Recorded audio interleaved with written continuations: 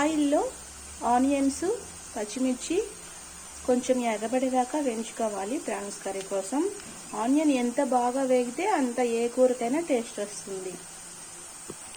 ఇప్పుడు మనం అల్లం చిన్నులపాయల పేస్ట్, అది మనం ఎంతైతే మసాలా లైక్ చేస్తామో అంత వేసుకోవాలి. ఎక్కువ వేసుకునే కంటే తక్కువ వేసుకోవడం బెటర్ అండి. ఎందుకంటే మసాలా ఫుడ్ ఎప్పటికీ మన హెల్త్కి మంచిది కాదు, కాకపోతే టేస్ట్ కోసం కొంచెం వేసుకోవాలి కాబట్టి. ఓకేనా అండి. ఈ అల్లం చిన్నులపాయ పేస్ట్ కూడా బాగా కొంచెం ఎర్రడాలుగా వేగితే కూరలో టేస్ట్ అవడానికి ఏదేదో వాళ్ళ చేతికి మంచి రుచి ఉంది, వీళ్ళ చేతికి మంచి రుచి ఉందని కాదండి. మనం కొంచెం ఓర్పుగా చేస్తే ఏ వంటైనా బాగుంటుంది. అయితే ఇట్లా ఏగనీయకుండా మనం ఏదో హడావుడిగానో, ఏదో జాబ్కి వెళ్ళాలని పని మీనో, పాప ఏడుస్తుందనో, లేదా మనం ఏదైనా ఇసుకలో వండేసామనుకోండి, కుదరదు. ఇట్లా ఉల్లిపాయలు మంచిగా వేగి తర్వాత అల్లం చిన్నులపాయ పేస్ట్ వేసుకొని అది కూడా కొంచెం ఎరడాలుగా వేగి దీని తర్వాత మనం ఈ ప్రాన్స్ ఇందులో వేసుకొని దానికే నీరు వస్తుంది. ఎవరు కూడా వాటర్ యాడ్ చేయకండి. మనం టమాటా వేయాలి ఇప్పుడు దీని తర్వాత ఈ అల్లంలో. అయితే మనం టమాటా వేసుకొని మన ఇష్టం అండి. ఎందుకంటే టమాటా అనేది ఫ్రై అయితేనేమో టమాటా వేసుకోము. 4 టమాటాలు వేసుకుంటే కొంచెం గుజ్జుగా కలుపుకోవడానికి బాగుంటుంది. ఎందుకంటే ప్రాన్స్ రేట్ ఎక్కువ కదండి, అందరికీ కొంచెం సరిపోవాలి ఒక ఫ్యామిలీకి అని అంటే కొంచెం టమాటాలు వేసుకోవడం బెస్ట్ అండి, కలుపుకోవడానికి వస్తుంది కాబట్టి. అల్లం కూడా కొంచెం ఎరడాలుగా వేగిందండి.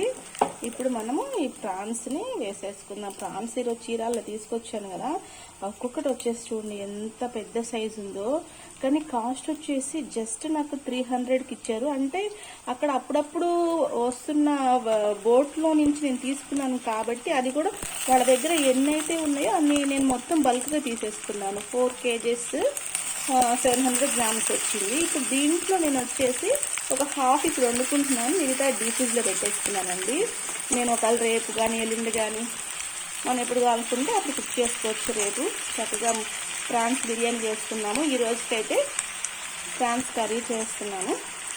మనం బల్క్గా తీసుకున్నప్పుడు ఏదైనా ఫ్రెష్గా తీసుకోవచ్చు, ప్లస్ మనకి రేటు కూడా కొంచెం రీజనబుల్గా వస్తుందండి.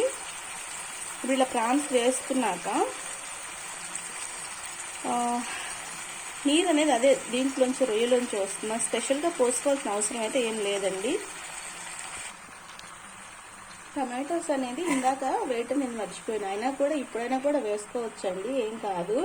మనకి ఇప్పుడు ఈ రొయ్య ఉడికేలోపు ఈ ప్రాన్స్ కూడా రొయ్య ఉడికేలోపు ఈ టమాటా కూడా ఉడికిపోతుంది. కొంచెం బాగా సన్నగా కోసుకోండి.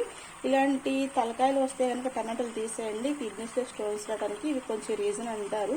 ఏమో ఎందుకైనా మంచిగా తీసేస్తే ఏం పోతుందండి, కొంచెం తలకాయ కాబట్టి ఇవి తీసేసుకోండి.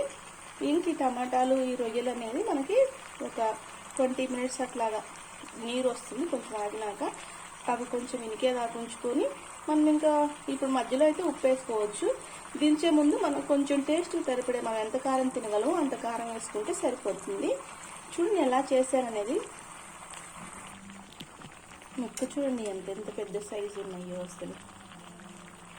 ఇవన్నీ కొంచెం మనకి ఉడికేపాటికి బాగా వేగుతాయి కదండి, అప్పుడు చిన్న సైజు అయిపోతాయి. యాక్చువల్గా 4 kg 700 grams మనకి ఎంత వచ్చినాయి అంటే ఒక 2.5 kg అట్లా వచ్చిందండి ఈ ఒలిసిన రొయ్య అనేది. కొంచెం పసుపు యాడ్ చేస్తున్నాను, అట్లాగే మన టేస్ట్కి సరిపోయేంత సాల్ట్. కొంతమంది ఎక్కువ తినచ్చు, కొంచెం తక్కువ తినచ్చు. దాన్ని బట్టి చూసుకొని మీరు ఎంత తినగలరు అనేది చూసేసుకోండి. వీలైనంత వరకు కొంచెం తక్కువ వేసుకోండి, తర్వాత మళ్ళీ కావాలంటే వేసుకోవచ్చు. కొంచెం తక్కువ వేసుకోండి, మరీ తక్కువ అని కాదు. అట్లా ఎక్కువైతే ఇబ్బంది, కానీ కొద్దిగా తక్కువైతే మళ్ళీ కలుపుకోవచ్చు కాబట్టి. ఓకేనా అండి.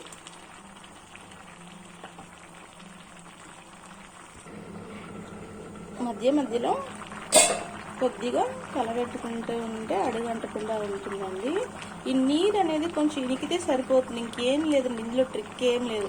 కొంతమంది తెలియక వాటర్ యాడ్ చేస్తారు. అసలు సీ ఫుడ్ అనే దానికి వాటర్ యాడ్ చేస్తే ఏది బాగోదు. మ్యాక్సిమం వచ్చేసి ఫ్రైస్కే బాగుంటుందండి సీ ఫుడ్. సీ ఫుడ్లో కూడా ఇది మామూలుగా సముద్రం అయితే కనుక 99% ఫ్రైకే బాగుంటుంది. ఇంకా మిగతా అన్నీ వచ్చేసి కర్రీ పెట్టుకోవచ్చు. నది చేప అయితే కర్రీకి బాగుంటుందండి. మామూలుగా సముద్రపు చేప అయితే మాత్రం ఫ్రైకే ఎక్కువ బాగుంటుంది. టమాటాలు మనం కొంచెం స్లోగా వేసినప్పటికీ చూసారా ఎంత చక్కగా టమాటాలు కనిపించకుండా మగ్గిపోయినాయో. ఇంకొంచెం వాటర్ ఉన్నాయి కొద్దిగా, అంటే బాగా ఫ్రై అయ్యేలాగా ఉంచేసుకొని తీసుకోవచ్చు.